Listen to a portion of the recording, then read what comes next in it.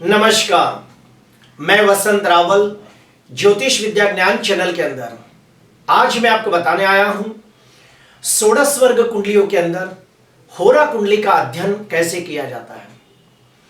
मैंने मेरे 25 साल के अनुभव में जो जो चीजें देखी है, जिसका मैंने अनुभव किया है, वो सारी बातें आपको बताने जा रहा हूं। तो आइए देखते हैं। हम लोगों को जन्म कुंडली के अंदर जब दूसरे भाव का सूक्ष्म अध्ययन करना होता है और हमें देखना होता है कि व्यक्ति के पास कितनी धन संपदा प्रॉपर्टी है, व्यक्ति के पास कितनी कैश बैलेंस बैंक बैलेंस है, व्यक्ति को कुटुंब का सुख कैसा है, उसकी वाणी कैसी है। तो ये सारी बातों का सूक्ष्म अध्ययन करने के लिए षोडश वर्ग कुंडलियों के अंदर होरा कुंडली का गहन अभ्यास करना होता है। होरा कुंडली के अंदर दो ही लग्न होते हैं। एक होता है कर्क लग्न।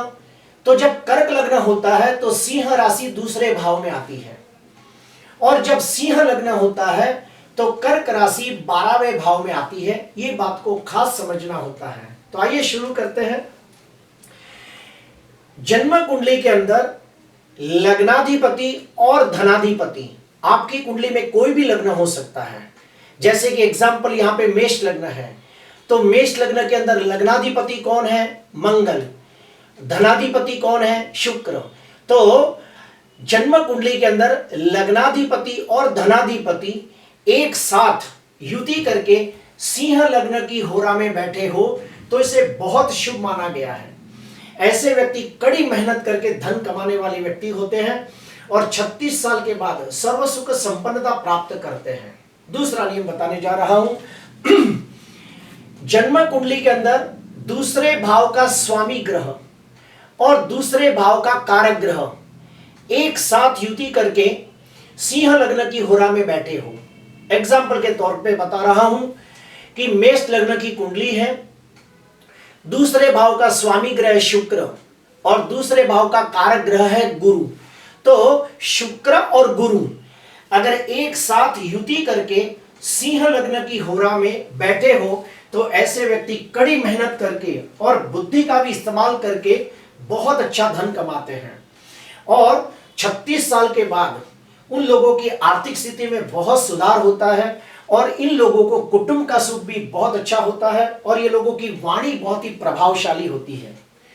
तीसरा नियम, जन्म कुंडली के अंदर धनाधिपति, भाग्याधिपति और लाभाधिपति आपकी कुंडली में कोई भी लग्न हो सकता है।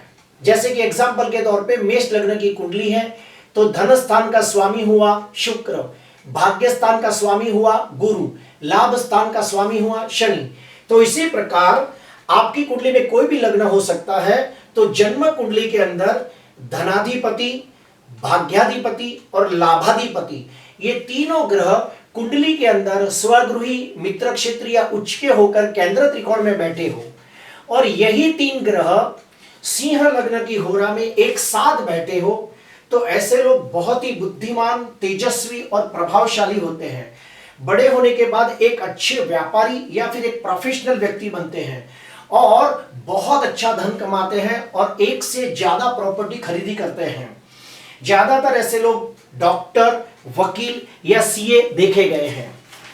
चौथा नियम, जन्म कुंडली के अंदर लग्नाधिपति, धनाधिपति, सुखाधिपति, पंचमाधिपति, भाग्याधिपति और लाभाधिपति, ये सारे ग्रह अगर स्वगृही या फिर मित्र क्षेत्री या फिर उच्च राशि के होकर या शुभ स्थिति के अंदर केंद्र या त्रिकोण में बैठे हो, और यही सारे ग्रह अगर सिंह लग्न की होरा में एक साथ बैठे हो तो इसे बहुत अच्छा माना जाता है। ऐसे लोगों के पास बहुत ज्यादा धन संपत्ति और प्रॉपर्टी का सुख होता है। ऐसे लोगों के पास एक से ज्यादा प्रॉपर्टी होती है और ऐसे लोगों को कुटुंब का सुख भी बहुत उत्तम प्राप्त होता है। दिखने में सुंदर होते हैं, वाणी बहुत उत्तम होती है, और ये लोग व्यापार के द्वारा या प्रोफेशन के द्वारा बहुत धन अर्जित करते हैं। दिल के दयालु, उदार और परोपकारी होते हैं और समाज के अंदर दान पुण्य भी बहुत करते हैं। आगे का नियम, जन्म कुंडली के कारक ग्रह। कारक ग्रह कौन होते हैं? लग्नाधिपति, पंचमाधिपति और भाग्याधिपति, इसको कुंडली के कारक ग्रह कहते हैं।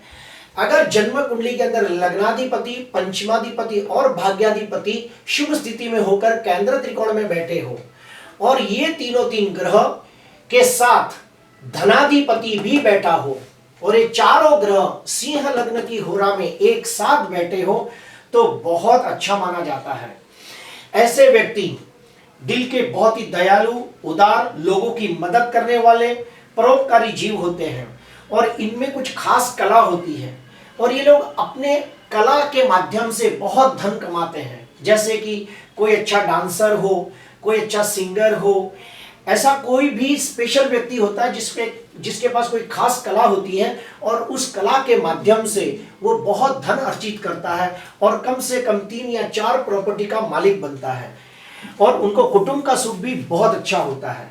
आगे का नियम, सिंह लग्न की होरा के अंदर 5 या 5 से ज्यादा ग्रह एक साथ बैठे हो तो भी बहुत अच्छा माना जाता है। ऐसे लोग सामान्य घर में जन्म लेने के बावजूद कड़ी मेहनत करके एक दिन धनवान, यशवान, कीर्तिवान बनते हैं और अपने काम के प्रति पूरे ईमानदार, वफादार होते हैं। 36 साल के बाद जैसे जैसे साल बीतते जाते हैं, दिन प्रतिदिन उनकी आर्थिक स्थिति में सुधार होता है और ऐसे लोग एक से ज्यादा प्रॉपर्टी खरीदते हैं। इनको कुटुंब का सुख भी बहुत अच्छा मिलता है और ऐसे लोग बड़े साहसिक और निडर होते हैं। सिंह लग्न की होरा के अंदर सारे पुरुष ग्रह एक साथ बैठे हो। अभी पुरुष ग्रह कौन से होते हैं? तो सूर्य, मंगल, गुरु, राहु, केतु। तो सिंह लग्न की होरा के अंदर सारे पुरुष ग्रह एक साथ बैठे हो और 12वें स्थान के अंदर चंद्र भी स्वगृही होकर बैठा हो। तो सिंह लग्न की होरा में सारे पुरुष ग्रह एक साथ बैठे हो तो ऐसे लोग बहुत मेहनतू होते हैं, अपने कार्य क्षेत्र में निपुण होते हैं, एक से ज्यादा प्रॉपर्टी के मालिक होते हैं, समाज के अंदर मान, सम्मान, प्रतिष्ठा प्राप्त करते हैं और सामान्य व्यक्ति से ज्यादा ऊर्जावान होते हैं। अभी हम लोग आगे बढ़ेंगे। अभी हम मारक की स्टडी भी करेंगे कि अगर जन्म कुंडली के अंदर, आपकी लग्न कुंडली के अंदर कोई भी मारक हो सकते हैं, तो आपकी लग्न कुंडली के कोई भी 2 मारक ग्रह अगर राहु और केतु के साथ युति करके सिंह लग्न की होरा में एक साथ बैठे हो तो ऐसे लोग जीवन के अंदर धन कमाते हैं लेकिन धन की बचत नहीं होती है। क्यों? धन आता है, जाता है, लेकिन टिकता नहीं। इन लोगों के जीवन में इनकम से ज्यादा खर्चा ज्यादा हो जाता है, फलस्वरूप धन की बचत नहीं कर पाते और बहुत मेहनत करने के बावजूद सामान्य जीवन जीते हैं। आगे बढ़ते हैं। जन्म कुंडली के कारक ग्रह, ध्यान से सुनना, जन्म कुंडली के कारक ग्रह लग्नाधिपति मंगल या पंचमाधिपति सूर्य, भाग्याधिपति गुरु, ऐसे आपकी कुंडली के अंदर जो भी कारक ग्रह होंगे वो अगर जन्म कुंडली के अंदर ही 6वें, 8वें, 12वें भाव के अंदर धनाधिपति के साथ युति करके बैठे हो तो ऐसे व्यक्ति एक से ज्यादा प्रॉपर्टी खरीदी करते हैं लेकिन वो प्रॉपर्टी ज्यादा देर तक रह नहीं पाती। पैसों की तकलीफ आने की वजह से वो प्रॉपर्टी बेचनी पड़ती है या फिर ऐसी प्रॉपर्टी कुछ लोग हड़प लेते हैं या फिर उसकी फैमिली वाले वो प्रॉपर्टी को हड़प लेते हैं।